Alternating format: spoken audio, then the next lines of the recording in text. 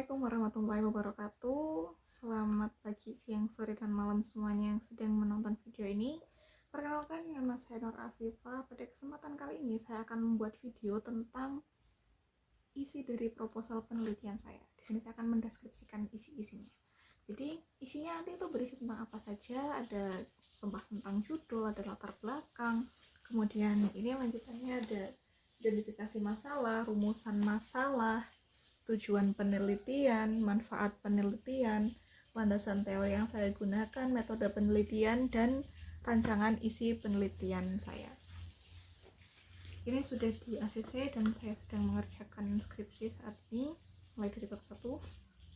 Dan video ini digunakan untuk memenuhi tugas ulangan akhir semester mata kuliah PTK. Pembahasan yang pertama terkait dengan latar belakang. Saya memilih judul proposal ini karena meskipun seseorang yang lahir Jawa, bahasa ibu atau bahasa sehari-harinya itu bahasa Jawa, orang ini cenderung kesulitan untuk memahami materi yang disajikan dalam buku-buku muatan lokal bahasa Jawa. Hal ini dikarenakan materi yang ada dalam muatan lokal bahasa Jawa itu menyajikan kalimat yang pengucapannya itu berbeda. Perbedaan pengucapan, kurangnya perbendaharaan kosakata, atau kosakata dari siswa yang minim, membuat siswa itu cenderung kesulitan untuk memahami materi muatan lokal bahasa Jawa dan beranggapan bahwa materi muatan lokal bahasa Jawa itu sulit.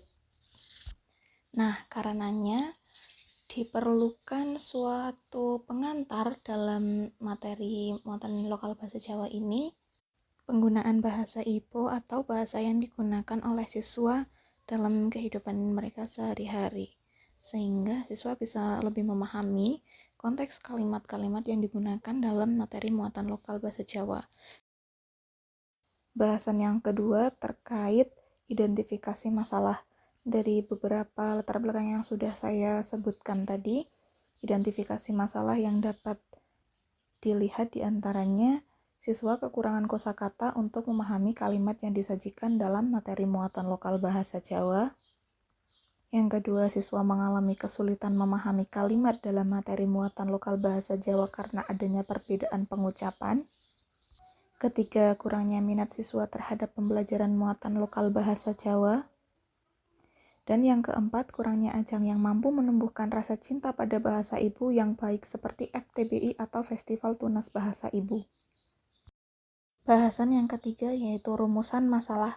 Berdasarkan uraian latar belakang, berikut dapat diambil rumusan masalah.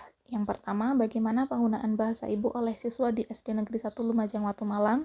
Yang kedua, bagaimana dampak penggunaan bahasa ibu pada materi muatan lokal bahasa Jawa di SD Negeri 1 Lumajang Watu Malang. Yang ketiga, bagaimana faktor penghambat dan pendukung penggunaan bahasa ibu pada materi muatan lokal bahasa Jawa di SD Negeri 1 Lumajang Watu Malang. Dan untuk menjawab rumusan masalah ini, saya juga menyajikan tujuan penelitian, yaitu yang pertama untuk mengetahui penggunaan bahasa ibu oleh siswa di SD Negeri 1 Lumajang Watu Malang. Yang kedua, untuk mengetahui dampak penggunaan bahasa ibu pada materi muatan lokal bahasa Jawa di SD Negeri 1 Lumajang Watu Malang. Dan yang ketiga, untuk mengetahui faktor penghambat dan pendukung penggunaan bahasa ibu pada materi muatan lokal bahasa Jawa di SD Negeri 1 Lumajang Watu Malang. Bahasan yang kelima yaitu manfaat penelitian. Manfaat penelitian ini saya bagi menjadi dua. Yang pertama ada manfaat teoritis dan yang selanjutnya adalah manfaat praktis.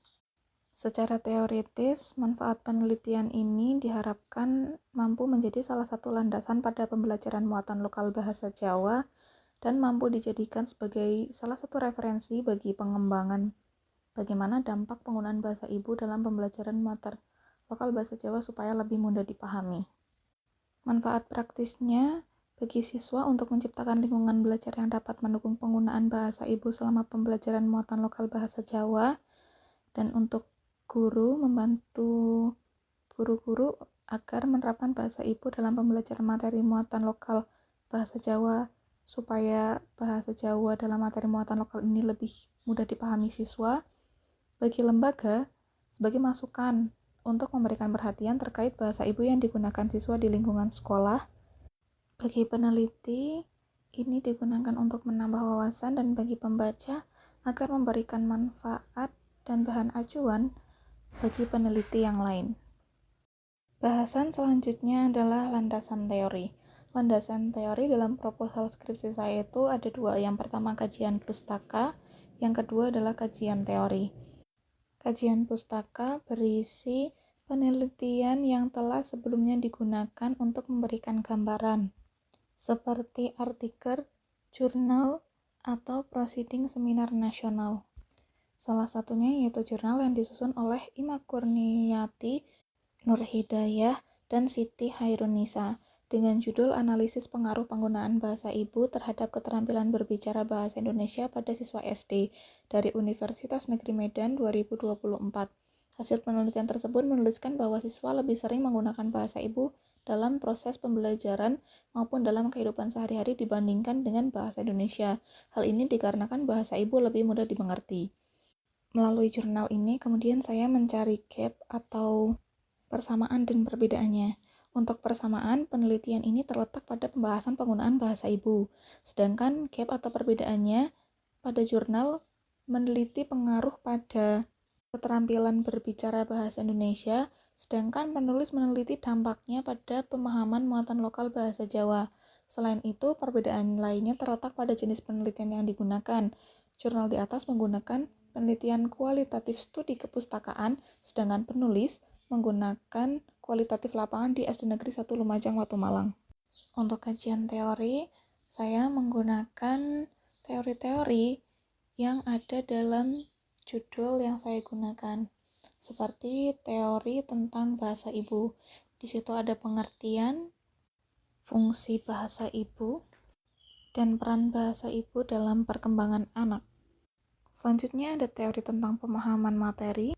Di dalamnya ada pengertian pemahaman materi, tingkat pemahaman materi, dan faktor yang mempengaruhi pemahaman materi. Kajian pustaka yang selanjutnya adalah tentang muatan lokal bahasa Jawa.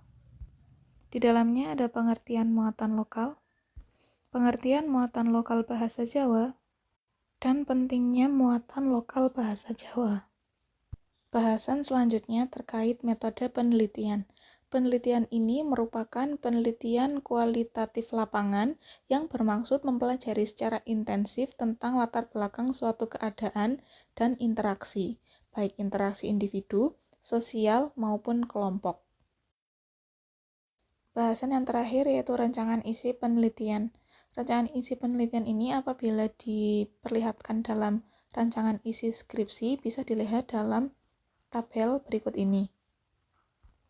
Namun, apabila yang dimaksudkan ialah teknik analisis datanya atau bagaimana isi dari penelitian saya nanti, bentuknya yaitu penelitian kualitatif dari reduksi data. Data-data ini diperoleh dari hasil wawancara dan observasi, kemudian nanti saya sajikan melalui model analisis data mengalir atau flow model, kemudian dilanjutkan penarikan kesimpulan. Dan untuk memeriksa keabsahan data, bisa menggunakan triangulasi data yang memanfaatkan sesuatu hal yang lain di luar data yang ada untuk keperluan pengecekan sebagai pembanding terhadap hasil perolehan data yang ada. Sekian pemaparan deskripsi dari proposal penelitian yang dapat saya sampaikan. Terima kasih atas perhatiannya. Saya tutup pertemuan kita kali ini. Mungkin kalau ada tugas lagi saya akan upload lagi.